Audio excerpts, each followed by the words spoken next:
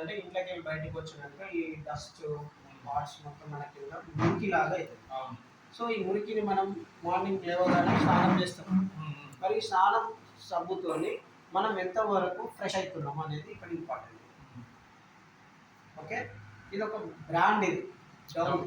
Okay, XYZ company, మనది వచ్చేసి Teja brand అండి.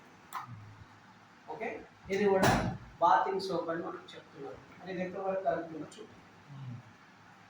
సో ఇక్కడ నేను ఏం చేస్తున్నా అంటే ఈ బ్రాండ్ గల సోప్ మనం స్నానం చేయడం వల్ల ఏమైనా మీకు ఫ్రెష్ అవుతుందా చూద్దాం.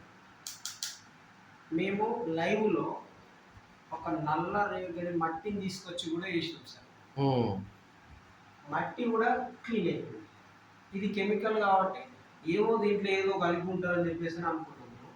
మట్టి ఉండే కదా సార్, దుమ్ము ధూళి నల్లటి మట్టి, ఆ వలయాన్ని కూడా వేసి క్లీన్ చేస్తాం. ఇక్కడ చూడండి సార్, ఇది కూడా మనకు 1 2 3 4 5 మ్యాజిక్. మార్కెట్లో 2 బ్రాండ్లు బాతింగ్ సోప్ ఉన్నాయి సార్. ఇది వచ్చేసి మార్కెట్లో 80 రూపాయలు ఉంది 100 గ్రామ్ డౌన్. ఇది వచ్చేసి మార్కెట్లో 75 రూపాయలు ఉంది. ఎప్పుడు చెప్పండి, రూపాయి తక్కువ ఉంటే ఎక్కడ పోయి కొనుక్కుంటాం మనం?